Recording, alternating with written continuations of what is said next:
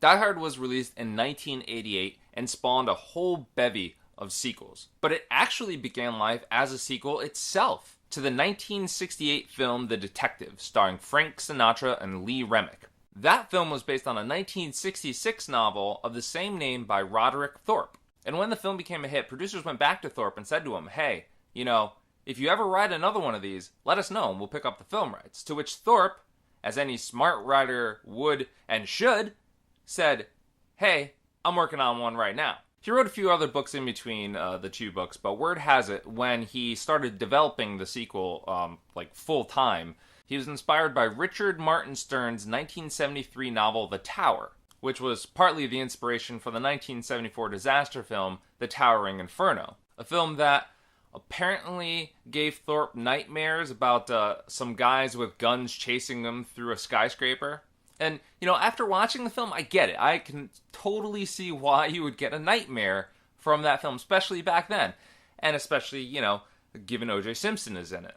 But nightmares, hey, they make for some excellent, excellent author feel, believe me. And, it all worked out. He had a nightmare about being chased through skyscrapers. So what? That book that he ended up writing based on that nightmare got turned into Die Hard. So, yeah, I'm not feeling bad for him about a little nightmare. Now, don't get me wrong. Nothing Lasts Forever, the book that he ended up writing as a sequel, it is not literary magic. It is the kind of book that you pick up at your departure gate and you put down immediately after the wheels hit your tarmac, and you never even think about it again. You never pick it up again. You leave it in that loner library thing that is in some of the airports. So I don't want you thinking that Die Hard owes everything to this fantastic novel that happened to be churned out, because it's almost the exact opposite.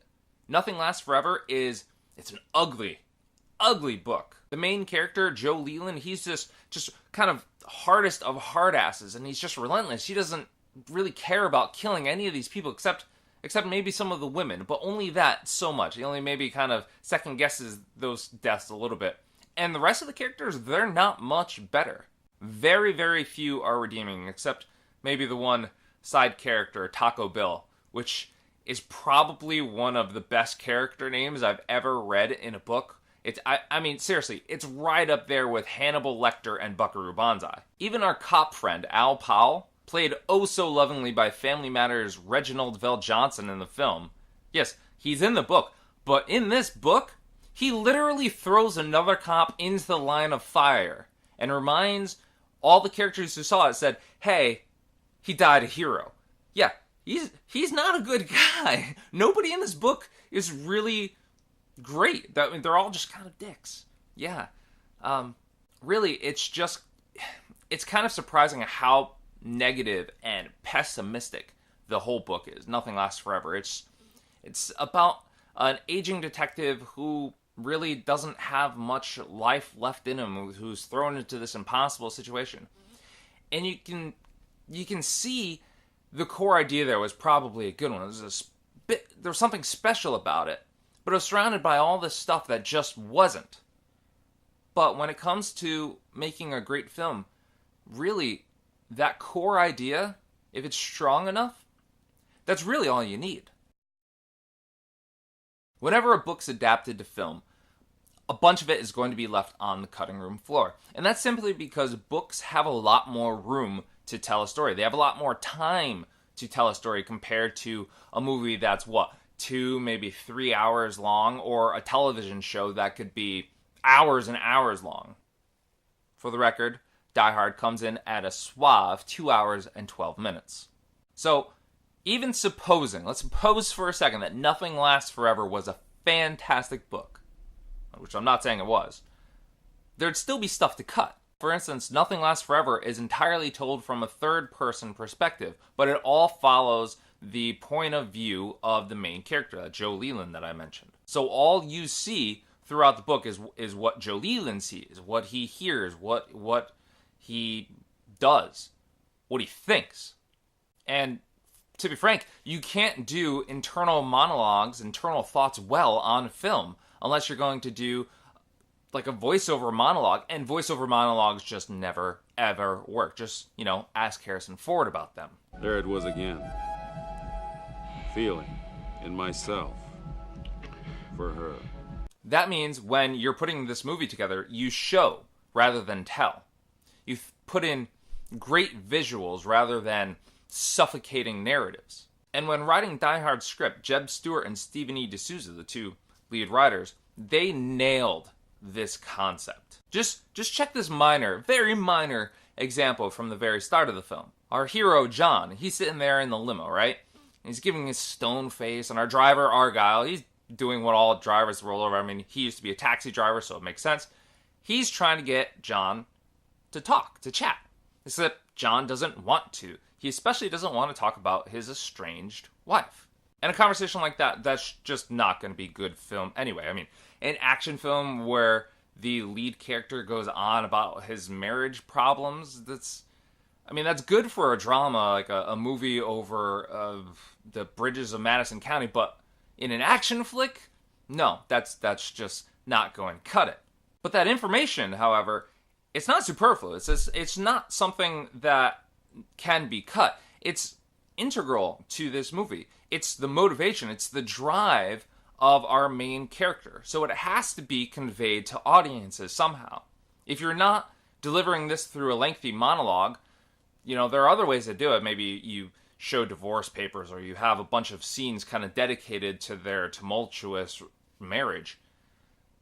But that takes time. So there's, you can have that, but it's going to take you a while, and it's going to take up some of the film.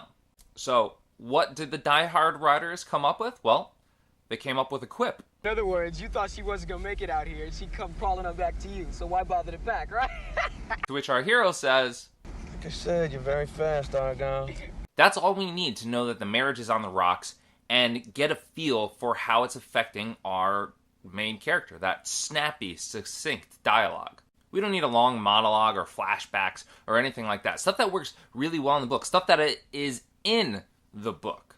Stewart and D'Souza found a way to extract that information and tell us everything that we need to know for the ensuing plot without overloading us with exposition and extraneous detail, while also serving our character's development. That wasn't the only way they took what Thorpe wrote and fine-tuned it for film. Nothing Lasts Forever is a constant barrage of upped stakes and problem solving, which is exactly what Die Hard is also. Stewart and D'Souza found myriad ways to constantly make life harder for our protagonist. From McClane's feet getting destroyed to the FBI proving to only make his life harder, Hans figuring out Holly is McClane's wife, and even at the end, McClane only having 2 bullets left. Riveting.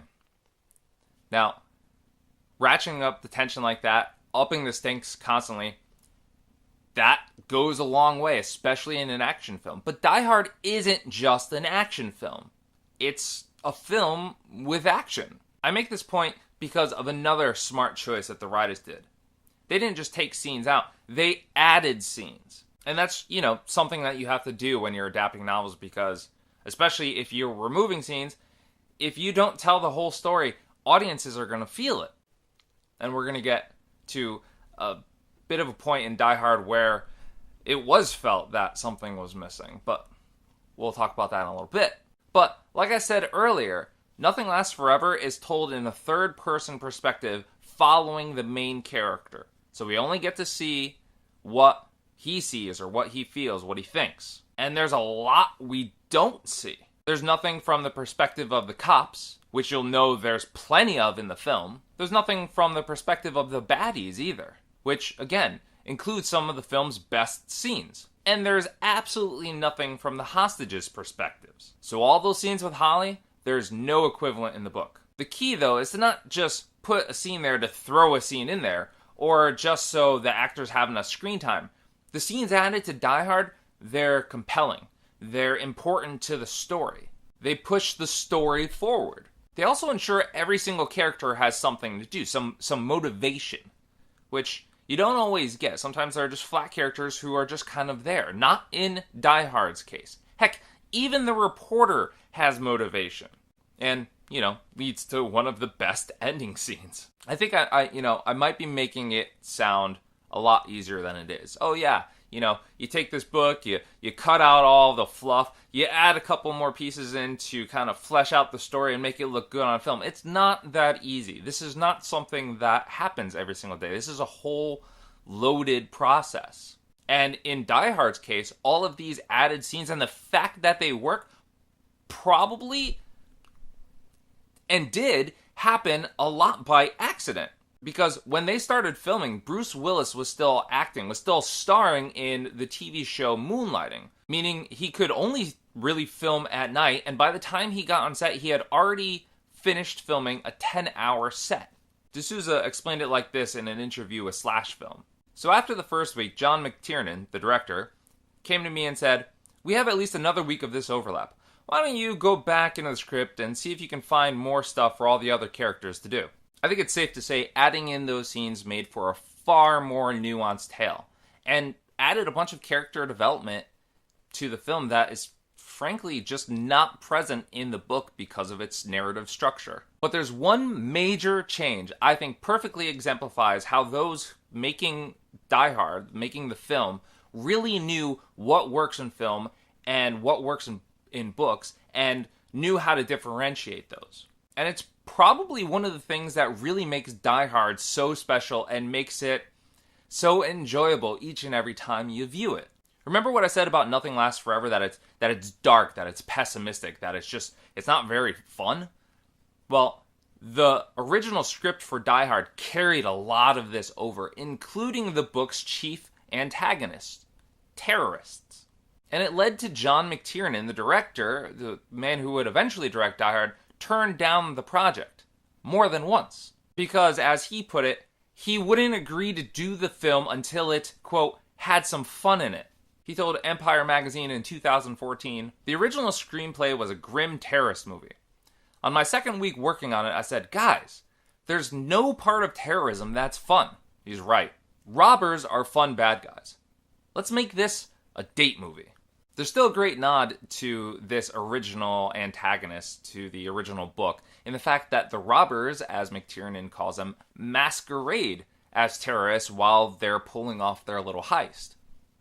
Multiple levels of deceit we'll talk a lot more about once we start talking about the perfection that is Hans Gruber. There were a few other changes from the book, including trimming the timeline down from 3 pages to 1, switching the bad guys from Japanese to Germans.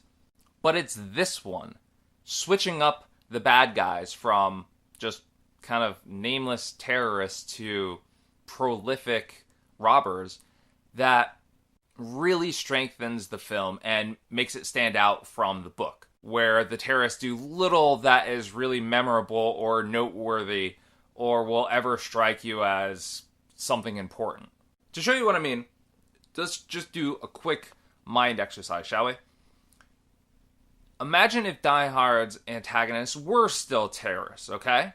That we had Hans, he's a terrorist, he's not trying to rob, he's not doing anything, he's just trying to kill some people or you know, whatever. So that would kind of put them on par with, what, the bad guys from, like, Air Force One, right? That was another great action film, and Harrison Ford did a hell of a job as president. I would take him over the current president any day of the week.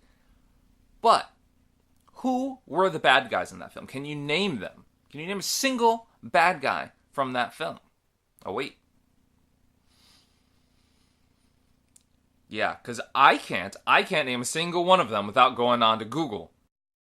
And that's because they aren't characters. They weren't characters in that movie. They were just nameless bad guys. They were just filling a role. They were filling a plot device. I think Gary Oldman was one of them, but I'd rather watch Gary Oldman over in The Fifth Element than Air Force One any day of the week. You're so wrong. And if the writers of Die Hard had taken the bad guys from Nothing Lasts Forever, if they had stuck with the terrorists, if they had stuck with the same kind of motivations and not switched it up and not played with our expectations, I don't think Die Hard would be anywhere near as special as it is. And I don't think we would be sitting here celebrating its 30th anniversary, and you certainly wouldn't have this beautifully lovely video to watch. Food for thought right there, huh?